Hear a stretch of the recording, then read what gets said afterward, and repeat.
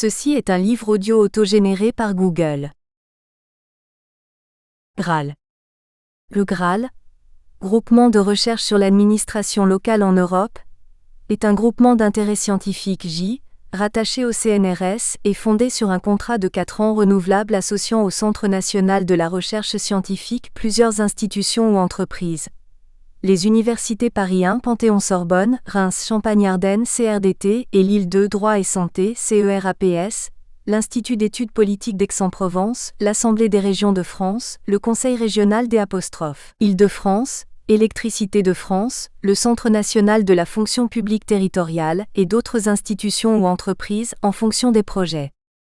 Le Graal, qui réunit une quarantaine de centres de recherche et institutions scientifiques nationales et internationales, a pour mission de promouvoir des recherches sur les collectivités locales, l'action publique territorialisée et des problèmes juridiques qui s'y rapportent. Il trouve sa raison d'être dans le réseau dense et diversifié des équipes de recherche ou associations scientifiques des diverses disciplines qu'il contribue à entretenir et à stabiliser. Ce réseau forme la base de l'Observatoire national de la décentralisation, mis en place par le Graal en 2004 en partenariat avec le ministère de l'Intérieur, et qui continue son activité de manière indépendante. Le Graal est également au centre d'un réseau international associant des chercheurs de plus de 30 pays. Contact: Université Paris 1 9, rue Malheur 75 181 Paris CEDEX 04. Tel 01 44 78 33 44 mail graal@unif-paris1.fr. Site: http://graal.unif-paris1.fr. Dernière parution. Maud Le Sueur. Responsable des publications du Graal. Mathieu Hauser, Le droit de la péréquation financière. Fondements et pratiques, 2015. Nadine Dantonelcor, dire Les politiques publiques locales de sécurité intérieure, 2015. Thomas Alam, dire Collectivité, territoire et santé. Regard croisé sur les frontières de la santé, 2014. Daniel Perrault, dire Collectivité territoriale et organisation régionale. De l'indifférence à l'interaction, 2014. Remerciements. L'organisation et la tenue d'un colloque, puis la publication des actes, sont toujours une œuvre collective, qui n'est plus possible de réaliser sans le soutien de nombreux partenaires. Le colloque Planification, Développement durable et action publique locale, qui s'est tenu à Dijon les 24 et 25 octobre 2013, n'échappe point à cette règle et à cette nécessité. Aussi, est-il agréable à la fin de ce long processus, de remercier tous ceux qui y ont œuvré et qui ont contribué au succès de cette manifestation. Je tiens d'abord à remercier tous les intervenants, collègues ou non, qu'ils aient ou non fait une communication ou participé à une table ronde. J'adresse donc mes plus vifs remerciements aux personnes suivantes, citées par ordre alphabétique. Mesdames Roselyne Allemand, Irène Boisdana, Carole Chevillet-Hiver, Sylvie Joubert, Florence Léric, Catherine Mamontoff, Yvette Verret, et messieurs Pierre Bodino, Justine Daniel, Jacques Fialer, William Gilles, Maurice Gauze, Nicolas Hutton, André Hubert Ménard, Richard Lagagné, Gérald Orange, Patrice Raymond et Didier Supplisson. Je tiens également à remercier les membres du comité scientifique de cette manifestation, ce qui me permet d'adresser une nouvelle fois mes remerciements reconnaissants à mes collègues Jacques Fialer, Gérald Orange et Patrice Raymond, lequel a assuré avec efficacité l'interface avec les personnalités locales. Un colloque académique nécessite des financements, sans le soutien financier du Graal, du Grido, et je tiens à cet égard à remercier tout particulièrement le professeur François Priet, du Credespo, mais aussi de la ville de Dijon et du Grand Dijon, cette manifestation n'aurait pu avoir lieu. Je tiens donc à les remercier très vivement.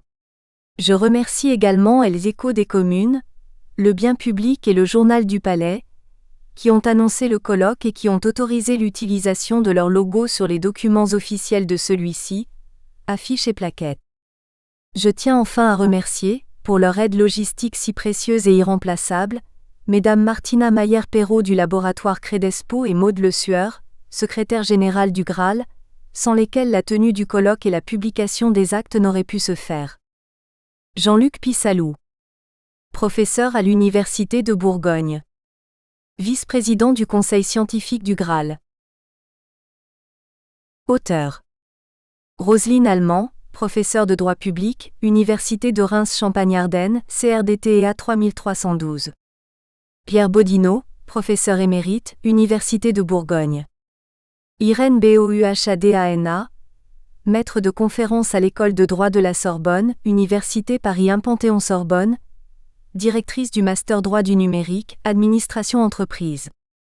Carole Chevillellehyhiver, maître de conférences, Université de Franche-Comté CRJFC. Justine Daniel, professeur de sciences politiques, Université des Antilles et de la Guyane, directeur du CRPLC, UMR-CNRS 8053.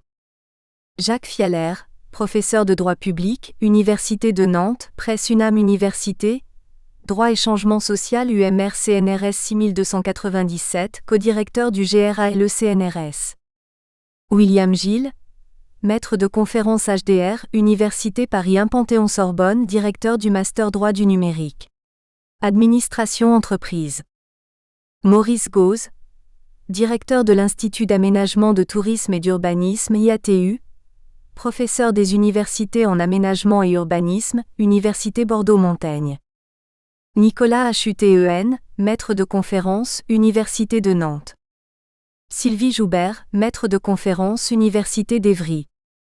Richard Lagagné, professeur, Université Paris Diderot, géographe. Florence Lerique, maître de conférences HDR, Université de Bordeaux, Graal. Jean-Luc Pissalou, professeur, Université de Bourgogne, vice-président du conseil scientifique du Graal. Patrice Raymond, maître de conférences, Université de Bourgogne, directeur du M2, Finance des collectivités territoriales et des groupements, formateur CNFPT INSET-INET, membre du CREDESPO. Yvette Verret, professeur des universités émérites, géographe, Université Paris-Ouest Nanterre-La Défense. Claudine Viard, maître de conférences, HDR, Université de Cergy-Pontoise, membre du LEJEP et du Graal. Principales abréviations. AEC, Association des États de la Caraïbe. AMP, Aire Marine Protégée. ANA, Agence nationale de l'amélioration de l'habitat. APA, Accès et de partage des avantages. CDT, Contrat de développement territorial. CDB, Convention sur la diversité biologique. CGCT, Code général des collectivités territoriales. CGEDD, Conseil général de l'environnement et du développement durable. CPERD, Contrat de plan État-région-département. CTM, Collectivité territoriale de Martinique. DREAL, Direction régionale de l'environnement, de l'aménagement et du logement. DROM, Département et région d'outre-mer. EPCI, Établissement public de coopération intercommunale. GES, Gaz à effet de serre. GIEC, Groupe intergouvernemental d'experts sur l'évolution du climat. ICPE, Installation classée pour la protection de l'environnement. LODEOM, Loi relative au développement économique des Outre-mer. LOM, Loi d'orientation pour l'Outre-mer. ONF, Office national des forêts. OPAH, Opération d'amélioration de l'habitat. PADDM, Plan d'aménagement et de développement durable de la Martinique. PADUC, Plan de développement durable de la Corse. PADM, Plan d'action et de développement de la Martinique. PCET, Plan climat-énergie territorial. PDU, Plan de déplacements urbains. PLH, Programme local de l'habitat. PLU, Plan local d'urbanisme. PLUI, Plan local d'urbanisme intercommunal. PO, Programme opérationnel européen. POS, Plan d'occupation des sols. SAGE, Schéma d'aménagement et de gestion des eaux. SAR, Schéma d'aménagement régional. SCOT, Schéma de cohérence territoriale. SD, Schéma directeur. SEDAGE, Schéma directeur d'aménagement et de gestion des eaux. SEDRIF, Schéma directeur de la région Île-de-France. SDTAN, Schéma directeur territorial d'aménagement numérique. SDAU, Schéma directeur d'aménagement et d'urbanisme. SMDE, schéma martiniquais de développement économique. SMVM, schéma de mise en valeur de la mer. SNB, stratégie nationale de la biodiversité. SNRI, stratégie nationale de recherche et d'innovation. SRADT, schéma régional d'aménagement et de développement du territoire. SRCAE, schéma régional climat-air-énergie. SRDE, schéma régional de développement économique. SRE, schéma régional éolien. SRI, stratégie régionale de l'innovation. SRU, loi solidarité et renouvellement urbain. STIF, syndicat de transport d'Île-de-France. UICN, Union internationale pour la conservation de la nature. 3S, Smart Spécialisation Stratégie, stratégie de spécialisation intelligente. ZDE, zone de développement éolien. ZUS, zone urbaine sensible. Mise en page, suivi éditeur Maud Le Sueur. maud.lesueur@laposte.net. Avant-propos. Par Jean-Luc Pissalou. Professeur. Université de Bourgogne. Vice-président du Conseil scientifique du Graal. Cet ouvrage retrace la quasi-totalité des actes du colloque Planification, développement durable et action publique locale, qui s'est tenu à Dijon les 24 et 25 octobre 2013. L'objet de cette manifestation académique était d'analyser les liens existants entre la planification, le développement durable et l'action publique locale après le Grenelle de l'environnement. Les lois Grenelle 1 et 2 ont en effet considérablement renforcé les instruments de planification que doivent élaborer et mettre en œuvre les collectivités locales, instruments qui tout à la fois posent des principes de gestion et d'action et constituent des outils de référence contentieux. Ces lois ont d'abord profondément remanié la planification urbaine, tant au niveau de l'économie générale que du contenu normatif des documents d'urbanisme. En particulier, leur caractère intercommunal est de plus en plus prononcé, et cette tendance était du reste à l'ordre du jour au moment où se tenait le colloque, avec la discussion du projet de loi pour l'accès au logement et un urbanisme rénové, dit projet de loi ALUR. Et en outre, la prise en compte obligatoire du développement durable et généralisé. Ces lois et d'autres qui les ont suivies ont aussi modifié et ou instauré de nouveaux instruments de planification, tels que les schémas régionaux du climat, de l'air et de l'énergie, SRCAE, les plans climat-énergie territorial, PCET, ou encore les schémas directeurs territoriaux d'aménagement numérique, SDTAN, destinés à répondre aux grands défis actuels comme la lutte contre les changements climatiques, la maîtrise de la demande d'énergie, la fracture numérique. L'objet du colloque était dès lors de dresser en somme un bilan des différents instruments de planification à la disposition des collectivités territoriales, d'évaluer leur importance et leur rôle dans l'action publique locale, de recenser les difficultés liées notamment à la prise en compte désormais imposée du développement durable, ainsi qu'à leur caractère de plus en plus intercommunal. Ce colloque a comporté 3 temps, que reprennent fidèlement les 3 parties du présent ouvrage. La première partie introductive, la planification durable au cœur de l'action locale, montre la place prépondérante qu'a prise et qu'occupe aujourd'hui la planification durable dans l'action publique locale, dans la mesure où le développement durable irrigue désormais tous les instruments de planification.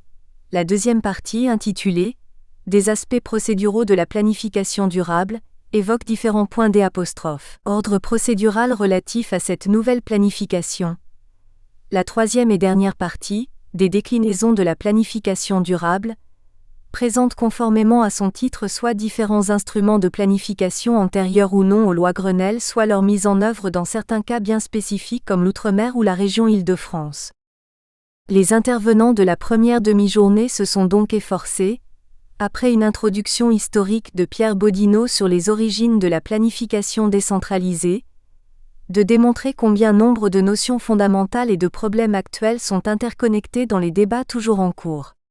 Alors même que le projet de loi ALUR était en discussion devant le Parlement, Jean-Luc Pissalou a d'abord traité des liens entre la planification et l'intercommunalité, et donc de la question récurrente, mais ô combien délicate de l'échelon pertinent pour l'élaboration et la mise en œuvre des politiques d'aménagement et d'urbanisme en évoquant plus particulièrement la polémique emblématique du PLU intercommunal. Jacques Fialer a ensuite analysé l'impact du développement durable sur les instruments locaux de planification, question qui ne relève plus, depuis l'entrée en vigueur de la Charte de l'environnement, du simple volontarisme des autorités publiques, et qu'il replacera dans une relation panjuridique. Patrice Raymond s'est quant à lui intéressé aux impacts financiers et fiscaux locaux des lois Grenelle 1 et 2, et a montré que ces lois ont impliqué et impliquent, de la part des collectivités territoriales, des adaptations stratégiques en vue de l'établissement de finances locales durables. Enfin, pour clore cette première phase à la fois générale et transversale du colloque, Maurice Gauze a étudié le rôle et la portée des documents d'urbanisme en tant qu'instrument des politiques locales de l'habitat, lesquels sont aujourd'hui au cœur des enjeux de développement durable. Lors de la deuxième demi-journée du colloque, ont été abordés certains aspects procéduraux de la planification durable. Sylvie Joubert s'est tout d'abord interrogée sur la place et le rôle des collectivités territoriales en matière de planification et de développement durable, terrain d'élection privilégié de la planification. Pour reprendre son expression, ces collectivités sont-elles simplement incitées à participer à la planification du développement durable, ou sont-elles en vérité largement dirigées ou pilotées par l'État dans une république pourtant officiellement décentralisée ? Florence Léric, pour qui la décentralisation et la planification sont des forces qui s'auto-alimentent, a développé une autre problématique. Elle s'est en effet demandé si les relations entre le développement durable, l'intercommunalité et la planification urbaine relèvent de la simple entente ou si elles ne traduisent pas plutôt un alignement de leurs exigences respectives, la planification urbaine s'avérant alors constituer un porte-greffe du développement durable. Puis, Carole Chevillet-Hiver a traité d'une question tout à fait concrète, à savoir celle des périmètres de la planification, et a pu alors constater que la promotion du développement durable conduisait à la création de périmètres multiples consacrant une coordination limitée. Enfin, Nicolas Hutton a analysé le problème, tout à la fois récurrent et essentiel en pratique, des conséquences du zonage et des effets de seuil, et a montré les limites de la technique du zonage. La troisième phase du colloque a été consacrée à diverses déclinaisons de la planification durable locale. Dans le cadre de cet objectif, l'étude monographique d'Irène Boadana a d'abord exposé le retour d'expérience des écoquartiers d'Issy-les-Moulineaux. Les écoquartiers, caractérisés par des critères de performance énergétique et environnementale et porteurs d'une gouvernance urbaine tournée vers l'amélioration de la qualité de vie des habitants, contribuent en effet au renouvellement de la réflexion sur le territoire urbain, objet de tant d'instruments de planification. Puis ont été présentés deux instruments de planification récents. En premier lieu, Roselyne Allemand a analysé les effets des SRCAE sur les SCOT et les PCET. En second lieu, William Gilles a étudié le schéma directeur territorial d'aménagement numérique, nouvel instrument de planification de l'aménagement numérique des territoires. Les géographes Yvette Verret et Richard Lagagné, analysant la planification des risques naturels et technologiques, ont ensuite montré que ceux-ci sont devenus un élément de l'identité territoriale à part entière, conduisant à penser de nouvelles formes d'aménagement et de développement des territoires pour un développement durable. Enfin, Justine Daniel et Claudine Viard ont présenté les spécificités de la planification du développement durable, en Outre-mer et dans la région Île-de-France respectivement.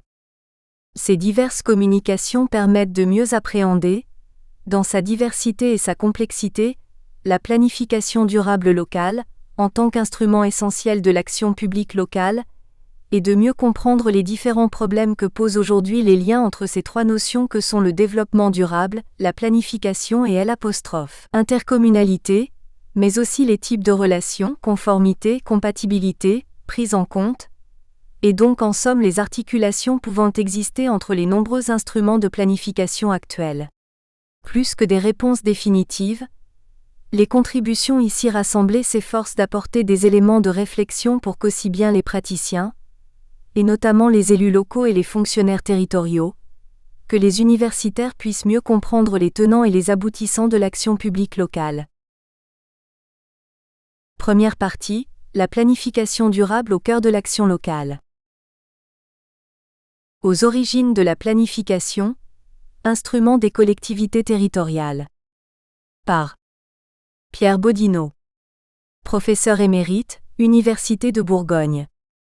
C'est à l'historien qu'on a demandé d'évoquer les débuts de la planification décentralisée, mais il sera difficile de le dissocier de l'acteur engagé qu'il fut entre 1983 et 2007, notamment comme président du Conseil économique et social de Bourgogne de 1985 à 2004 et membre des une commission du 11e plan en 1993, des positions privilégiées pour observer à la fois la mise en œuvre de la décentralisation et l'évolution des contrats de plan, outils privilégiés de la planification territoriale.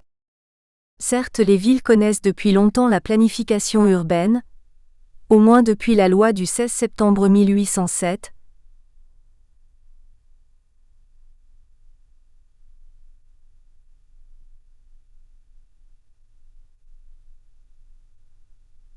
votée par les lois de 1837 et 1884 imposant des plans d'alignement en attendant les plans d'aménagement, d'embellissement et d'extension que prévoient les lois de 1919 et 1924. Mais il s'agit là d'un aspect bien précis de la planification, et c'est évidemment dans un sens plus large que nous l'entendrons ici. Pour une collectivité territoriale, la planification est un exercice à la fois difficile et nécessaire. Difficile car l'horizon des élus, c'est principalement la fin du mandat durant lequel il faut, autant que possible,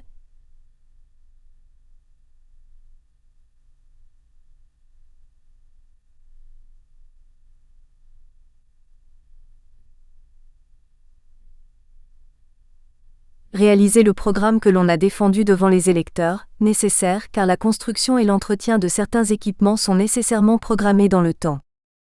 Mais s'agit-il du même exercice que la planification mythique, mise en œuvre en France après la Seconde Guerre mondiale, celle qui se fixait pour ambition de définir la conception rationnelle d'un futur désiré et la description dans le temps, étape par étape, des moyens à mettre en œuvre pour parvenir à l'objectif souhaité.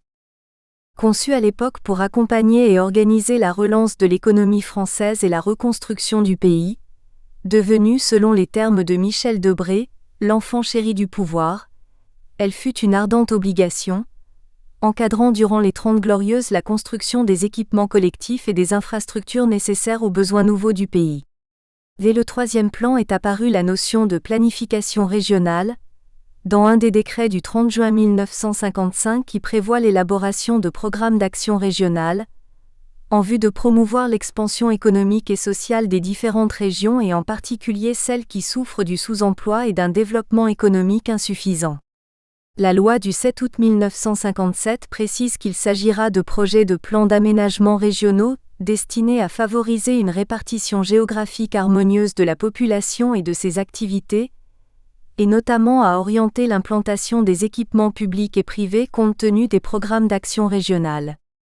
Ces deux documents seront fusionnés par le décret du 31 décembre 1958 pour constituer le Plan régional de développement économique et social et d'aménagement du territoire, dont l'élaboration est alors confiée à un comité des plans régionaux, avec l'aide des préfets. Ainsi, le principe des plans régionaux a précédé l'existence des régions définies par le décret du 2 juin 1960 portant harmonisation des circonscriptions administratives. La mise en place par le décret du 14 mars 1964 des institutions de l'État dans la région, préfet de région, mission régionale, conférence administrative régionale, TPG, ou plus exactement dans la circonscription d'action régionale permet de préciser le rôle de chacun dans la planification régionale. La CODE, Commission de développement économique régional, regroupant des élus, des socioprofessionnels et des personnalités qualifiées sera consultée sur les rapports et documents de planification. Ce travail régional aidera le Commissariat général au plan dans l'établissement des choix nationaux, et surtout des dotations régionales du plan. Il n'était donc pas étonnant que le projet de réforme élaboré par le ministre Jean-Marcel Jeanneney, en 1968 à 1969 ait prévu de confier aux régions la réalisation, l'entretien et la gestion de la plus grande partie des investissements collectifs. Après l'échec du référendum et le vote de la loi de 1972, La région n'est plus seulement une circonscription administrative de l'État, elle est aussi un établissement public régional, EPR, géré par un conseil régional, un comité économique et social et le préfet de région, possédant une personnalité juridique et un budget, mais sans compétences propres. Ces assemblées sont alors associées à l'élaboration et à l'exécution du plan. Dans le cadre du 7e plan, les assemblées régionales sont invitées à élaborer leur plan de développement et d'aménagement pour la période 1976 à 1980. Cette constance d'une concertation régionale autour de la planification n'était en fait qu'un retour aux sources. N'étaient-ce pas les besoins du plan qui avaient conduit à la création des régions de programme dès 1956 ? La décentralisation va pourtant modifier les perspectives d'autant plus que la planification va, elle aussi, faire l'objet d'une réforme profonde qui tient compte du nouveau contexte économique et institutionnel. C'est la mission confiée à Michel Rocard dans le gouvernement de Pierre Mauroy, alors que Gaston Defferre conduit le processus de décentralisation. Il s'agit bien de mettre en place une planification partagée entre l'État et les régions, mais pas seulement elles. Mais l'évolution des contrats de plan État-région, outil privilégié de cette nouvelle planification, videra progressivement la formule de son intérêt, sans toutefois disparaître. 1. De la régionalisation du plan à la planification contractualisée, 1962 à 2000. À la régionalisation du plan. Paradoxalement, le rôle du plan est revalorisé et redéfini par la loi du 29 juillet 1982, mais les régions, qui doivent devenir des collectivités territoriales, sont désormais des acteurs essentiels du processus d'élaboration. À côté du plan national, la loi définit le plan de la région qui détermine les objectifs à moyen terme du développement économique, social et culturel de la région pour la période d'application du plan de la nation. Il faut donc nécessairement organiser une étroite concertation entre fonctionnaires de l'État et élus régionaux. La région devient aussi le lieu de la concertation infrarégionale, réunissant les présidents de conseils généraux, les maires des villes, les chambres consulaires. Pour assurer la cohésion des projets planifiés, la loi imagine une procédure contractuelle, les contrats de plan État-région CPER,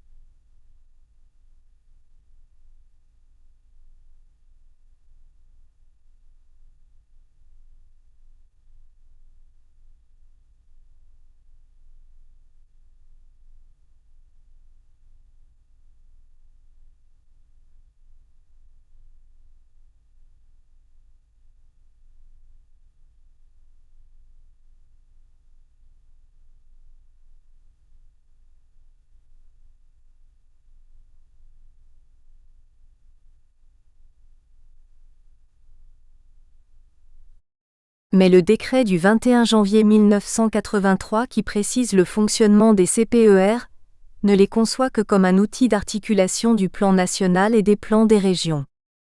L'État peut conclure avec les collectivités territoriales, les régions, des contrats de plan comportant des engagements réciproques des parties en vue de l'exécution du plan et de ses programmes prioritaires, art. 11. Ces contrats portent sur les actions qui contribuent à la réalisation d'objectifs compatibles avec ceux du plan de la nation. Le contrat de plan conclu entre l'État et la région définit les actions que l'État et la région s'engagent à mener conjointement par voie contractuelle pendant la durée du plan. D'autres textes préciseront les conditions de fonctionnement de ces contrats, notamment la circulaire du Premier ministre du 24 avril 1983 relative aux relations contractuelles entre l'État et les régions dans le cadre du 9e plan qui en définit l'esprit. Ces contrats ne sauraient rétablir une quelconque forme de tutelle, ni constituer un appel de fonds unilatéral de l'État. Dans la pratique, on tentera de respecter deux principes de base. La communauté de projet, choisie d'un commun accord. La parité de financement, principe qui sera vite interprété avec une grande souplesse. Mais la négociation n'a de sens que si les deux partenaires ont d'abord défini ensemble des objectifs et des priorités. Le législateur a donc imaginé une articulation parfaite sur le papier, entre l'élaboration du plan national, mettant en œuvre des commissions, dans la tradition historique du plan, et l'intervention du Parlement, loi de plan. Et l'élaboration du plan de la région, qui doit être adopté par le Conseil régional après consultation des conseils généraux, du CESR, Conseil économique et social régional, et des partenaires économiques et sociaux pourtant représentés au sein du CESR. Enfin, la négociation peut s'engager entre l'État, le préfet, et la région, le président du conseil régional. Ce bel édifice montre assez rapidement ses limites, du fait de la crise profonde que connaissent alors certains secteurs de l'industrie, faillite de Creusot-Loire en Bourgogne par exemple, de la nécessité de prendre en compte des actions déjà engagées, par exemple les contrats de pays, de la difficulté des régions, avant les premières élections au suffrage universel des conseils régionaux qui n'auront lieu qu'en 1986, de fédérer les projets et les ambitions des collectivités infrarégionales, villes, départements, en respectant le principe de la loi de décentralisation selon lequel il n'y a pas de supériorité hiérarchique d'une collectivité sur l'autre. Il y aura donc des situations très différentes. Certaines régions élaboreront de véritables plans comme la Lorraine, d'autres se contenteront de documents très généraux, déclinant simplement les objectifs nationaux du plan à l'aune des spécificités de la région. C'était le cas de la Bourgogne et de la majorité des régions. Encore inscrits dans le cadre du 9e plan, les premiers CPER devaient accompagner la modernisation de l'économie, en fait la restructuration en profondeur de certaines économies régionales. Ce qui n'était qu'une dernière étape, le contrat est devenu l'exercice essentiel de la planification, et les collectivités territoriales vont en devenir les acteurs principaux. B. Un outil privilégié, les contrats de plan État-région et leur évolution. 4 générations de CPER vont se succéder entre 1984 et 2006, dans des contextes économiques et politiques différents. Les cohabitations politiques ne remettront pas en cause le système contractuel, car chacun y trouve son compte. L'État peut ajuster son effort budgétaire pour cofinancer des infrastructures qu'il aurait plus les moyens de financer seul. Les régions se sentent indispensables et prennent une place importante que ne leur assuraient pas nécessairement les lois de décentralisation. La négociation peut d'ailleurs modifier les compétences fixées par la loi. Ainsi, Maurice Faure vient négocier un engagement des régions dans les investissements dans l'enseignement supérieur, rendu nécessaire par l'accroissement des étudiants contre une rallonge de l'État sur les investissements routiers. La première génération 1984 à 1988 est dominée par les programmes routiers et autoroutiers, 38%, les politiques économiques et de reconversion, création du CRIT, 17%, l'enseignement supérieur et la recherche, 10%, carte des IUT comme le Creusot. D'autres contrats avec les zones de montagne, les bassins miniers en reconversion y sont intégrés. La seconde génération, 1989 à 1993, négociée désormais par des présidents et des conseils généraux élus au suffrage universel, précède le 10e plan désormais totalement déconnecté du CPER. Les priorités sont plus marquées. L'accent est mis sur les dispositifs induisant une véritable valeur contractuelle ajoutée, et tient compte des zonages qu'évoquent des avenants au contrat. S'y intègrent les contrats de ville, outils privilégiés d'une politique de la ville que l'État met en place après les premières émeutes urbaines, le plan Université 2000 lancé en 1991, des plans d'infrastructures routières, des conventions culturelles. Le CPER devient un outil complexe. Il faut aussi tenir compte désormais des politiques régionales européennes, utilisant les fonds structurels européens destinés à aider les régions en reconversion industrielle et les régions rurales en voie de désertification. On cherche un effet cumulatif des aides de l'Europe et des CPER. Ces aides permettent de financer de nouveaux dispositifs. FRILE, Fonds régionalisé d'aide aux initiatives locales pour l'emploi, Action DSQ, Développement social des quartiers, PAC, Programme d'aménagement concerté du territoire, réponse à des problèmes que connaissent la plupart des régions. La troisième génération, 1994 à 1999, marque une étape supplémentaire dans la territorialisation des politiques publiques, accentuée par le mouvement de déconcentration qu'annonce la loi ATR du 6 février 1992 et le décret du 1er juillet 1992.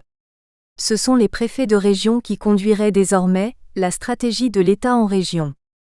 Le montant total des CPER 1994 à 1999 progresse encore pour atteindre 22,6 MRDS d'euros, État 11,7 MRDS, région 10,8 MRDS, mais la parité est désormais en trompe-l'œil. Il faut en effet y ajouter les contributions de l'Europe, celles des autres collectivités locales qui permettent d'atteindre 33,5 MRDS d'euros, le triple de la première génération. En 1996, la durée d'exécution des CPER est prolongée d'1 an jusqu'à fin 1999, compte tenu des retards d'engagement. C'est enfin la première évaluation de la procédure contractuelle. Quant au plan de la nation, il n'est plus désormais qu'un travail de réflexion sur les moyens d'améliorer l'efficacité de l'État et de moderniser le service public, sous l'autorité du commissaire au plan, Jean-Baptiste Defoucauld. C'est l'objectif d'une des commissions du 11e plan, les autres étant consacrés à la compétitivité française, l'agriculture et le développement rural, la cohésion et la prévention de l'exclusion, l'environnement et la qualité de vie. Des groupes transversaux traitent de mondes Europe, perspectives économiques, emploi, outre-mer. Autant de lieux où l'on parle davantage de prospectives que de projets concrets. Ce n'est plus le plan qui conduit désormais l'évolution de l'outil CPER, mais la DATAR, alors que le développement durable est devenu une priorité pour l'État comme pour les collectivités territoriales. 2. Des contrats de plan rénovés à la prospective sans planification, 2000 à 2013. À des CPER adaptés à l'aménagement et au développement durable du territoire, 2000 à 2006. Dans une brochure de 2002, la DATAR, 4e CPER, constate que les contrats de plan dégagés de la référence au plan national sont devenus un support essentiel des politiques d'aménagement du territoire, et que cet outil rallie un nombre croissant de partenaires et s'étend à des champs toujours plus larges de l'action publique, s'émancipant de plus en plus des seules infrastructures. La nature des contrats a changé du fait de plusieurs innovations. La durée est maintenant de 7 ans tandis que la durée de préparation-négociation atteint presque 2 années. La présentation des contrats n'est pas uniforme, mais tous prennent en compte les priorités du gouvernement. Emploi, cohésion sociale, développement durable. Les autres collectivités territoriales concentrent de nouveaux moyens financiers. Leurs présidents sont signataires du contrat.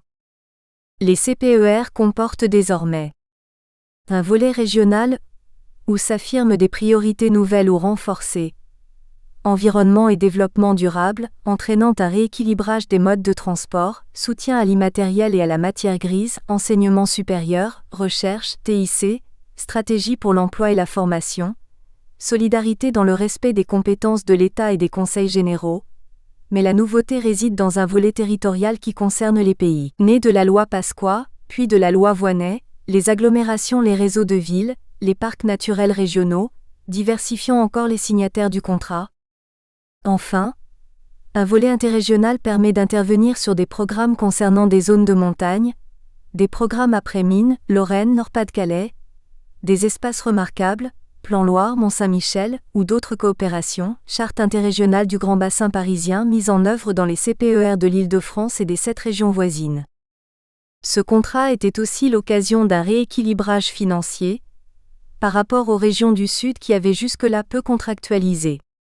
Il faudrait encore évoquer l'évaluation désormais intégrée dans les procédures, la concertation améliorée et la révision à mi-parcours, soit en 2003. Désormais, les CPER ont évolué vers une planification décentralisée, élargie au territoire. Mais ni l'État ni les collectivités territoriales n'ont les moyens de s'engager sur des objectifs lointains et ambitieux. B. Vers une prospective sans planification. L'aggravation de la situation financière et des perspectives économiques, la diminution des fonds européens réorientés vers les nouveaux membres de l'Union, rendent nécessaire une révision complète des mécanismes qui avaient si bien fonctionné durant 20 ans. On continue pourtant dans la période 2006 à 2013 de contractualiser à minima. On parle alors de contrat de projet État-région. Le plan a définitivement disparu, remplacé par un commissariat général à la stratégie et à la prospective, placé sous l'autorité du Premier ministre. c'est Jean Pisani-Ferry, un économiste, ancien président du Conseil d'analyse économique puis expert pour le FMI, qui a été nommé à ce poste de commissaire en 2013. Il est chargé de faire des propositions pour la France dans 10 ans, et reste lucide sur les faiblesses du modèle français, mais c'est lui que l'on charge aussi de mettre en place le crédit des apostrophes. Impôt pour la compétitivité et l'emploi, CICE. Au niveau régional, bien des choses ont changé. Les pays ont disparu du paysage, mais le projet de loi sur la politique de la ville adopté par le Conseil des ministres le 2 août 2013 évoque toujours les contrats de ville. Enfin, le Premier ministre a, le 11 septembre 2013, donné le départ des contrats de plan État-région 2014 à 2020. Les priorités ont peu changé. Enseignement supérieur, innovation, mobilité multimodale. L'ARF souhaite y inclure la formation et l'agriculture. Quant aux mobilités, qui incluent les routes, elles concernent les conseils généraux. Les contrats de ville seront insérés dans les CPER, mais les conséquences de ces contrats dépendront évidemment des arbitrages budgétaires. Des déclarations récentes, M. Le Foll, ministre de l'Agriculture, montrent que l'État compte sur ces crédits pour aider les régions en difficulté, par exemple Bretagne, Nord-Pas-de-Calais. On est loin d'un véritable outil de planification.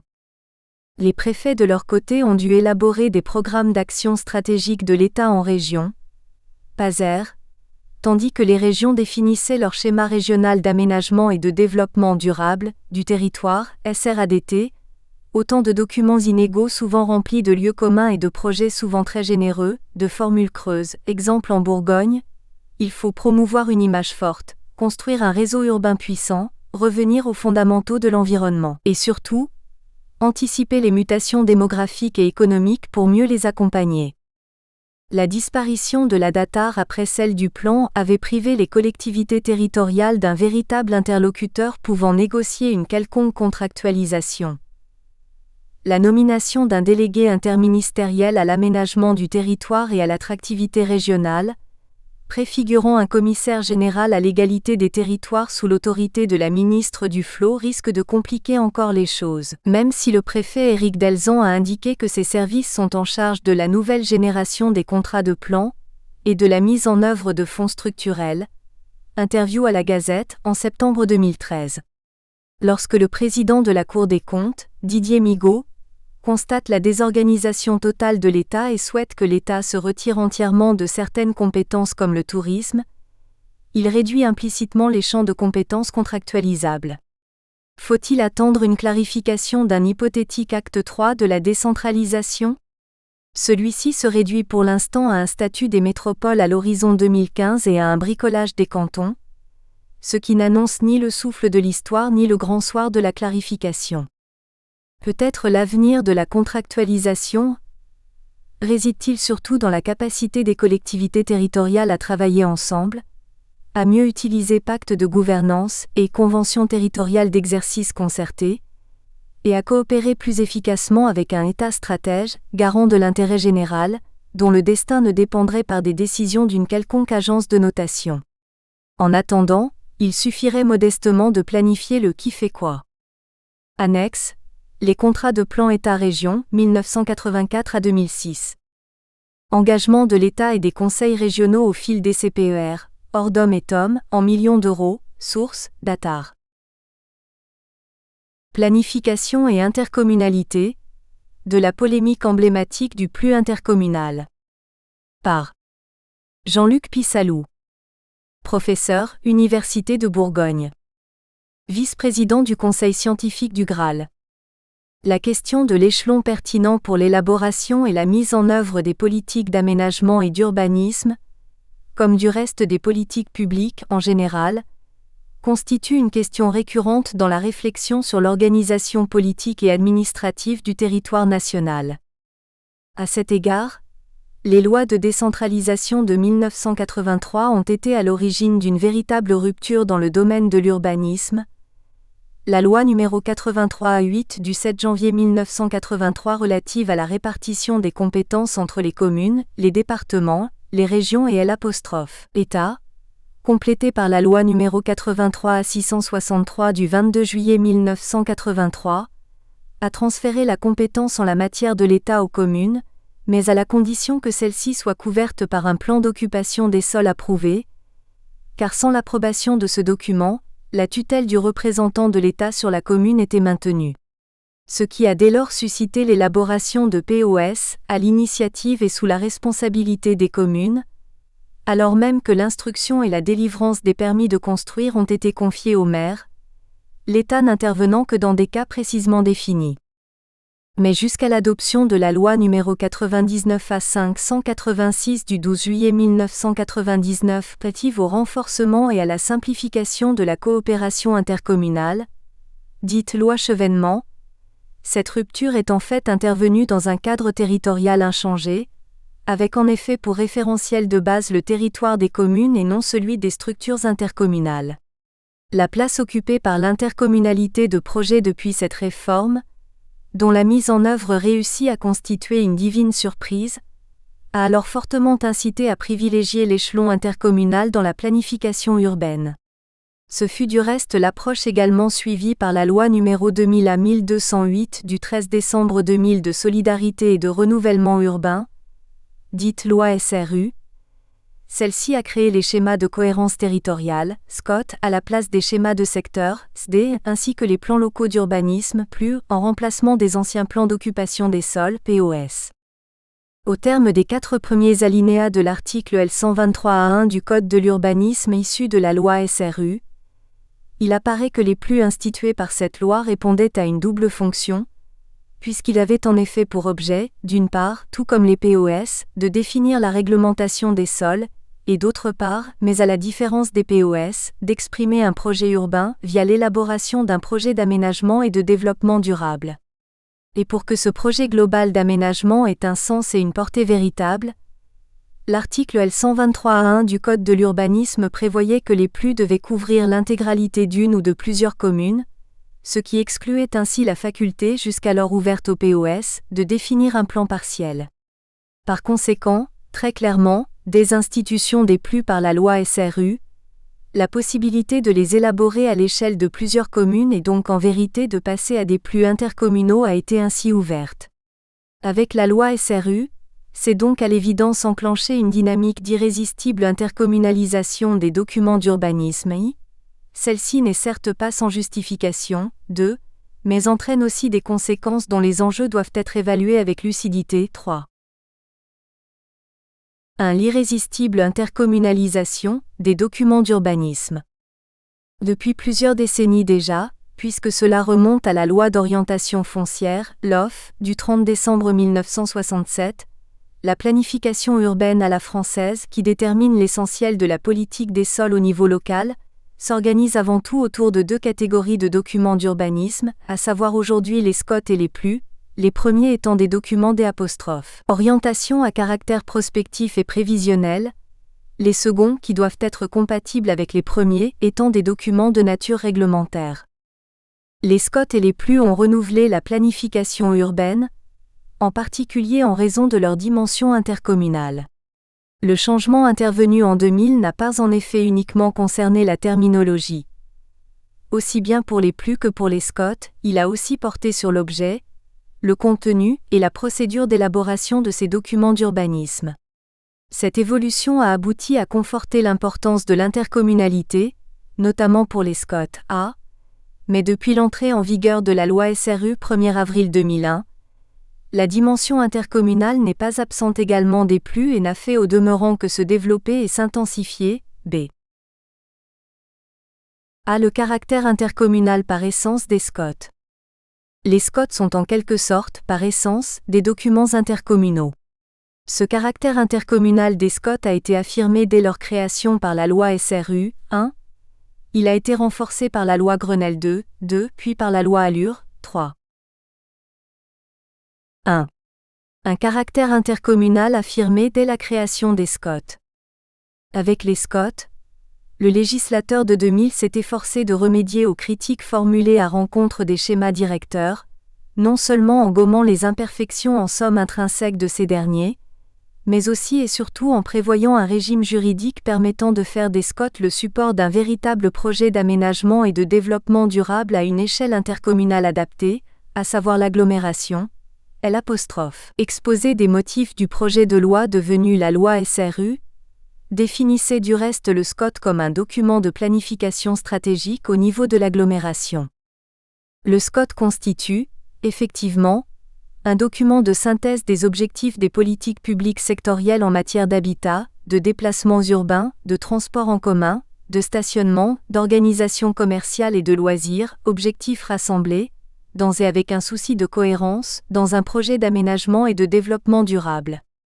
De sorte que, par son champ d'application territorial, par son objet et son contenu, mais aussi par sa procédure d'élaboration, le SCOT est incontestablement, depuis la loi SRU, un instrument intercommunal. Sans entrer dans le détail, illustrons cette affirmation en rappelant préalablement que le législateur a du reste clairement incité les communes à se regrouper pour l'élaboration d'un tel schéma, et que le cadre institutionnel privilégié du champ d'application territorial du SCOT est effectivement la communauté d'agglomération. Le périmètre d'un SCOT, arrêté par le préfet, doit répondre à un souci de cohérence spatiale.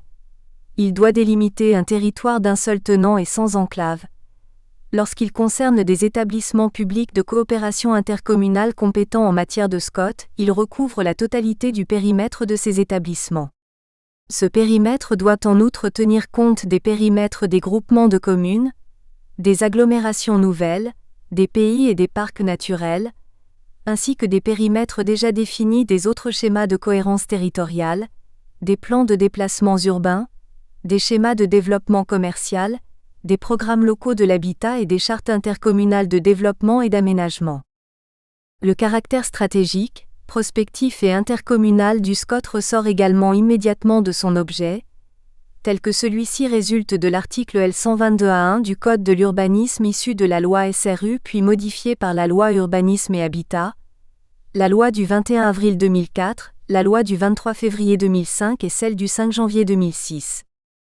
Le caractère intercommunal du SCOT se manifeste encore dans sa procédure d'élaboration. Tout d'abord, l'initiative d'élaboration des SCOT appartient aux communes ou à leurs groupements compétents en vertu de l'article L122A3I du Code de l'urbanisme.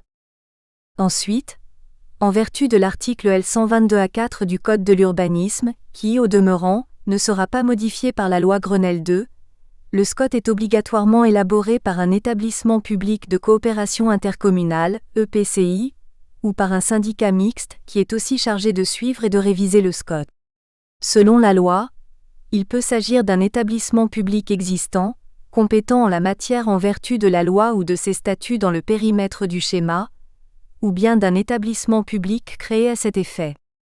Quelle que soit l'hypothèse, afin de remédier aux insuffisances du régime antérieur des schémas directeurs, le législateur a posé en principe que SCOT et EPCI sont liés de telle sorte que la dissolution de l'EPCI entraîne l'abrogation du SCOT sauf si, évidemment, un autre EPCI en assure le suivi. Toutes ces dispositions confirment pleinement le caractère profondément intercommunal des SCOT, encore renforcé du reste par les liens existants entre ceux-ci et d'autres documents, par le biais en effet de différentes relations de compatibilité à l'égard d'autres documents, en particulier les programmes locaux de L', Habitat, PLH, et les plans de déplacement urbain, PDU, lesquels ont eux-mêmes une dimension intercommunale. Le caractère intercommunal des SCOT est évidemment encore conforté. La loi n° 2010-788 du 12 juillet 2010 portant engagement national pour l'environnement, dite loi Grenelle II, ou loi Aînée, n'a fait que renforcer le caractère stratégique, prospectif et intercommunal des SCOT. 2. Le renforcement du caractère intercommunal des SCOT par la loi Grenelle II. La loi Grenelle II a notablement renforcé les SCOT. Elle contient en effet, dans son titre premier, Bâtiments et urbanisme, un chapitre 2 intitulé Dispositions relatives à l'urbanisme, dont l'article 17 a très largement modifié le chapitre 2 du titre 2 du livre 1er du Code de l'urbanisme relatif aux SCOT, et cela non seulement en opérant diverses améliorations rédactionnelles, mais en se livrant aussi à un véritable travail de codification à droit non constant. Il faut tout spécialement rappeler la réécriture de l'ancien article L122A1 en 16 nouveaux articles numérotés L1221A1 à L122.1.16, lesquels, tout en reprenant sur bien des points le contenu de L'. Articles originaires ont également introduit nombre de dispositions nouvelles, étant observé que ce ne furent pas là, au demeurant, les seules innovations de la loi Grenelle II concernant les SCOT. Au total, la loi Grenelle II a significativement renouvelé le droit des SCOT, dont le contenu, désormais redéfini dans la partie législative et non plus réglementaire du Code de l'urbanisme, a d'abord été clarifié. En vertu du nouvel article L. 122.1.1 introduit par la loi Aîné, tout SCOT comprend dorénavant un rapport de présentation, un projet d'aménagement et de développement durable et un document d'orientation et des apostrophes. Objectif étant précisé que chacun de ces éléments peut comprendre un ou plusieurs documents graphiques. De façon générale, cette loi a donc renforcé à maints égards et de plusieurs façons le rôle des SCOT, tout en réaffirmant leur caractère stratégique. Elle a aussi développé leur caractère prescriptif, voire infra, et procédé à de notables évolutions procédurales. La réforme des SCOT opérée par la loi Grenelle II a en effet consacré d'abord et avant tout ces documents d'urbanisme en tant qu'outil de planification stratégique au service de l'aménagement durable des territoires. Cela apparaît très clairement dans l'importance donnée aux documents d'orientation et d'objectifs, DOO, qui a remplacé le document d'orientation générale. Si le projet d'aménagement et de développement durable, PADD, fixe les objectifs des politiques publiques d'urbanisme, du logement, des transports et des déplacements, d'implantation commerciale, d'équipements structurants, de développement économique, touristique et culturel, de développement des communications électroniques, de protection et de mise en valeur des espaces naturels, agricoles et forestiers et des paysages, de préservation des ressources naturelles, de lutte contre l'étalement urbain, de préservation et de remise en bon état des continuités écologiques. Le DOO formule ensuite, de façon plus précise et concrète, les conditions de mise en œuvre de ce PADD. Dans le respect des orientations définies par celui-ci, il détermine les orientations générales de l'organisation de l'espace et les grands équilibres entre les espaces urbains et à urbaniser, et les espaces ruraux, naturels, agricoles et forestiers. Ce document d'orientation et d'objectifs constitue donc désormais la pièce maîtresse de tout SCOT. Il fait l'objet de nombreux articles dans le Code de l'urbanisme, qui déclinent son contenu au regard de chacune des politiques dont il traite, de sorte que le SCOT continue de demeurer, effectivement, un document de synthèse de différentes politiques publiques sectorielles, ce qui évidemment conforte le caractère intercommunal des SCOT. Au-delà du document d'orientation et d'objectifs, l'importance des SCOT en tant qu'outil stratégique de planification urbaine résulte aussi de l'élargissement de leurs objectifs à l'environnement et de la volonté de les généraliser par le biais du renforcement de la règle dite de l'urbanisation limitée. 3. La consolidation du rôle intégrateur des SCOT par la loi ALUR. La loi pour l'accès au logement et un urbanisme rénové, dite loi ALUR, après avoir été adoptée en termes identiques par l'Assemblée nationale et le Sénat les 19 et 20 février 2014 respectivement, et déférée par l'opposition parlementaire au Conseil constitutionnel, a été promulguée le 24 mars 2014. Il s'agit là d'un monument législatif de 177 articles, répartis en 4 titres, dont le dernier, fort de 32 articles organisés en 5 chapitres, a pour objectif, conformément à son intitulé, moderniser les documents de planification et d'urbanisme, de rénover les documents de planification et d'urbanisme, et de mieux les articuler entre eux afin qu'ils répondent davantage aux enjeux de la lutte contre l'étalement urbain et de l'artificialisation croissante des sols et qu'ils permettent un réel développement d'une offre de logements plus dense. Si les dispositions de ce titre 4 ont pu donner lieu à des débats animés, elles n'ont point en revanche suscité d'interrogations sur leur conformité à la Constitution. Au sein de ce titre 4, le chapitre 1er art. 126 à 131 de la loi, est spécialement dédié aux SCOT. De façon générale, la loi ALUR vise à renforcer les SCOT en consolidant le rôle intégrateur de cet instrument de planification stratégique, en confortant également le rôle de celui-ci en tant qu'outil de maîtrise de l'espace et de l'urbanisation, et en simplifiant diverses règles concernant son élaboration. On évoquera simplement ici les 2 premiers points. En premier lieu, la loi ALUR, plus précisément son article 129I1°, vise à clarifier la hiérarchie des normes en urbanisme et à conforter le rôle intégrateur des SCOT, cela en réécrivant l'article L111.1 du Code de l'urbanisme relatif au principe de compatibilité soit des SCOT avec des normes de rang supérieur soit des plans locaux d'urbanisme plus et des documents d'urbanisme en tenant lieu, ainsi que des cartes communales avec les SCOT. Le SCOT, qui constitue l'outil de conception et de mise en œuvre de la planification intercommunale, a vocation à intégrer les diverses politiques publiques, d'urbanisme, de transport, d'habitat ou de protection de l'environnement.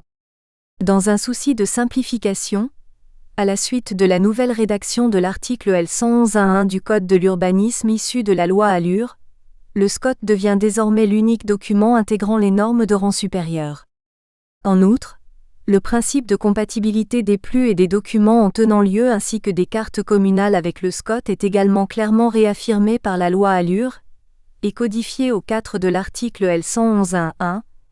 Ce principe avait déjà été posé par l'article L111.1 du Code de l'urbanisme dans sa rédaction issue de la loi Grenelle II, mais la rédaction de l'article L123.9 du même code n'avait pas été mise en cohérence, et la rédaction même de l'article L111.1 prêtait à interprétation pour ce qui concernait la prise en compte par le PLU du schéma régional de cohérence écologique, SRCE, et du plan climat-énergie territorial, PCET. La nouvelle rédaction de l'article L111.1 confirme en outre le principe de l'absence de l'opposabilité directe des normes de rang supérieur au PLU ou aux documents en tenant lieu ainsi qu'aux cartes communales.